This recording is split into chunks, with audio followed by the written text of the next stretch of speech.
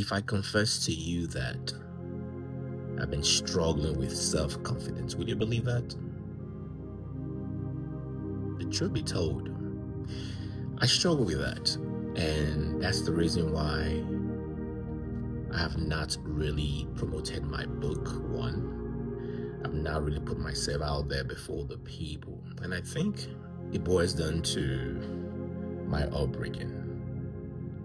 Growing up, I was told I would never amount to anything.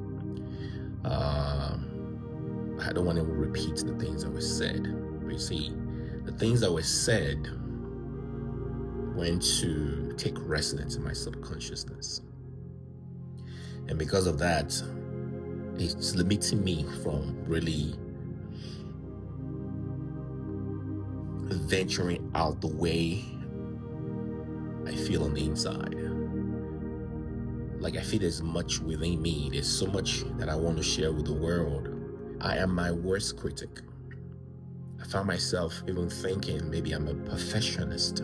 I would do a content, a recording, I won't post it. I'll just leave it on my phone. I have hundreds and hundreds of hours on my phone that I've been doing for years, but none of them saw the day of light. Nobody heard those messages. But about a year ago, I met a man, Mr. Curtis Zimmerman. Now, Curtis Zimmerman is a well-known speaker who has spoken in front of tens and thousands, if not millions, around the world. He organizes events, or rather, should I say, he facilitates events for lots of Fortune 500 companies, including the U.S. Air Force, Disney, Procter & Gamble, you name it, big names, okay? And I had never heard of him until one of my clients, Mr. Roberts, who also is a coach, one of the people that work for Gallup polls, and he was coming to visit Mr. Roberts, and Mr. Roberts gave me the responsibility of picking up Mr. Curtis Zimmerman. And before I met Mr. Curtis, Mr. Robert had told Mr. Zimmerman about me, and my understanding was he was looking forward to having a one-on-one with me. When Mr. Curtis arrived, I picked him up. It was like a rush hour in Atlanta. Everybody that's come through Atlanta know what it is like to go through rush hour.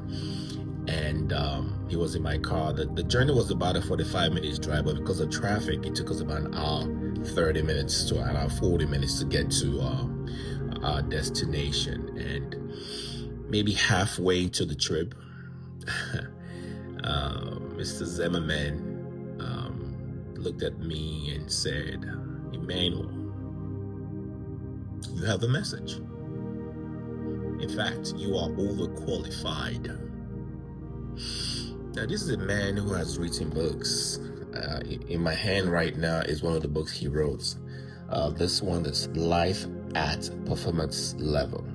Okay. Who has influenced millions of people all over the world, telling me, who's having self-doubt, that I'm overqualified. He challenged me as well after saying that. He said, how will you feel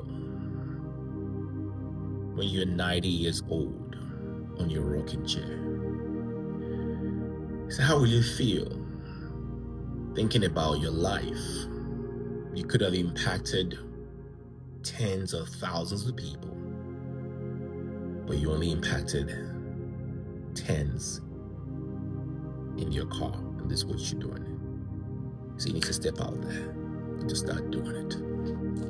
And before he left me, he gave me one of his books, and he signed it, and he said, "Emmanuel, live the dream." And it's something I didn't even mention about Mr. Curtis. He was dyslexia. He was diagnosed at a very young age, unable to read and comprehend. They called another name for dyslexia is word blindness. Yet this man was able to overcome that challenge to become one of the renowned speakers in this country. I'm doing this video this morning because I've been my worst critic, but I want to break that cycle. I want to help all the people break that cycle. We all have stories to tell. We all have gone through things, but we didn't go through them just for us. We went through them so we can meet wisdom out of them, and then we can share with the world. And I believe that much has been given to me, and I've learned a lot, and I'm still learning. But at the same time, if the universe, God, divinity is nudging me to speak, telling me that I've been made a mouthpiece, having night dreams and visions of me standing in front of thousands of people, perhaps starting with YouTube and all the other social media platforms could be where it needs to start. I already have an audience, so why not just go ahead and put it out there? Perhaps this is where it's going to ignite and spread. I don't know. But I'm trusting the process, and I'm learning to stop keeping myself behind. Nobody's gonna come set a table for me to eat. I have to step up and eat the food that's set before me. See, one of the things I usually think is my English is not very good. I'm a college dropout. I don't have what it takes to articulate my words. But when people hear me, they go, you speak well, you have the voice, you have the presence, go forth. Then I keep holding myself back. Why I'm sharing this with you guys today is this, most especially to parents. Please be very careful the kind of things you tell your kids or children under your stewards. It has a way of keeping them and holding them back from exploring, traveling, expanding their thinking.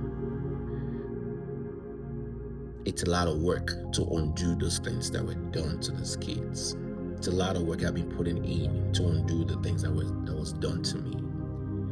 And in going forward, I'm advising parents and those that want to be parents to be very careful the things you say and do to children. Don't make it harder for them. I'm working hard not to express myself because of what was said to me in the past. I have overcome it. I have left all that behind. But some of the things that were buried there have been holding me behind. I'm coming out to say this so that even when you're out there criticizing me for not having the content worthy of promoting or boosting, it's okay. Some of us know what we got. And we know we ain't got it all together. But we are stepping out there with the hope that we're making a difference in the life of other people. I don't pray and wish some of the things that I went through as a child on any child today. But at the same time, if I can come out boldly and speak about the things that I went through, and also able to help some parents and stewards not to do that to other children, I think that's pretty much making a difference. So it doesn't matter the language that was used to say it. If I can communicate and people can understand what I'm saying, they got the message, and it led them to take action, then my mission is done, it's completed. So thank you, Mr. Curtis Zimmerman, for inspiring me and telling me to live the dream. I am living the dream. It took me about almost a year to get to this point, but I'm doing it now. So thank you so very much. And this book was great.